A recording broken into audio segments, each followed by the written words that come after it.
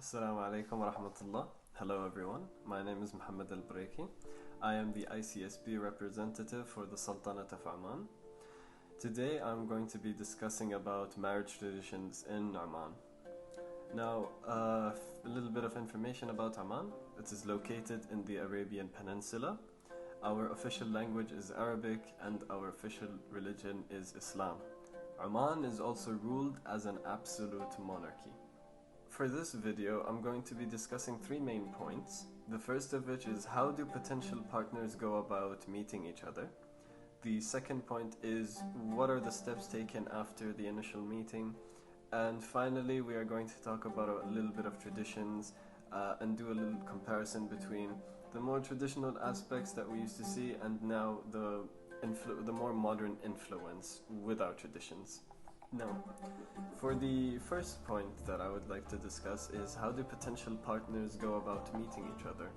There could be many different ways, but the most common ways that partners would get into contact one another would be through them asking their family members that they are ready and willing and able to marry, and then the family members are going to look for potential brides and grooms for them. This has been happening for generations. It is arranged marriages, but we also have a sort of selective arranged marriage where individuals see other individuals. It could be through university, it could be school, it could be through work, or it could be out and about, and they say they feel like they have a connection with this person. Then they can take back this information to their parents and discuss with them. Now, the final decision always goes to the groom and most importantly the bride. The bride has the final say, the final yes or no if she wants to get married to this person or not. After, I would say, researching about each other, the families will get together, they are going to meet. It is often, in most cases, the first time that the bride and groom get to meet each other. Depending on the families, there could be multiple meetings, or it could be one meeting which they set the dowry, which they are going to set the engagement period, they're going to set the wedding, and it is also a chance for the bride and groom to have an initial conversation, get to know each other a little bit, provided there is a mahram with the bride. A mahram is a person in Islam where the girl cannot get married to. So a father or a brother could be an example of a mahram. In the presence of a mahram, now after these discussions are done through and everything is set, engagement periods are set typically from 1 to 4 months.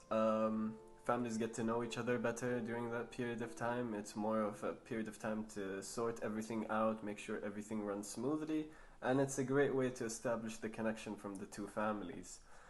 Now, we don't really have an equivalence of an engagement in Islam, but this is more of a cultural thing depending on where you go in the Middle East. Finally, we're going to discuss some of the traditions that take place in Oman during wedding ceremonies. Now, there are separate weddings for males and females.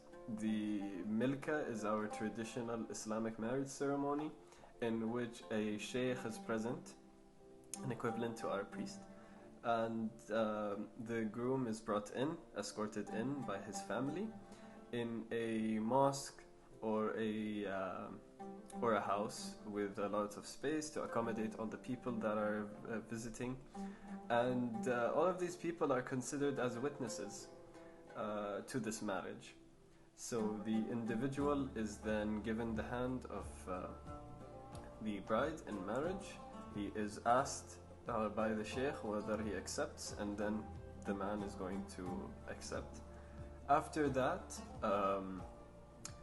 sweets, treats, coffee, food, a small celebration, and then the groom goes to the bride's house in order to see her Usually what happens is that they read a verse from the Quran upon their initial meeting, and then some of them like to do the tradition where they conduct a first prayer together. After that, the groom takes his bride to his house, to their next destination, to their honeymoon. But some people nowadays like to do either a more modern wedding after the traditional wedding, or they provide separate dates for them. So you can finish from the milka and then you will go to a more modern wedding, which takes place in ballrooms or large farmhouses, or same thing, houses that can accommodate a lot of people. This is where you see the more, I want to say, Western, or same thing, houses that can accommodate a lot of people. This is where you see the more, I want to say, westernized clothing, like the white dress, the prom dresses, and the bride usually wears a white dress for the more modern wedding, but for the traditional Omani or Islamic weddings, it's usually the traditional Omani gown, and colors may vary from red to green. She's usually decorated in gold, and whereas the man is wearing a dishdasha and a bisht, carrying a sword or a stick, and he has a traditional Omani dagger around his waist. These are, that's a summary of what do people typically wear during those periods. A final note to end this video: the topics discussed represent the majority or most common practices that occur in Oman. With that said, there are individuals who still get into healthy relationships before being engaged or married, but as I said, not as common. Thank you so much for your time. I hope you learned a little thing or two, and I'll see you next time.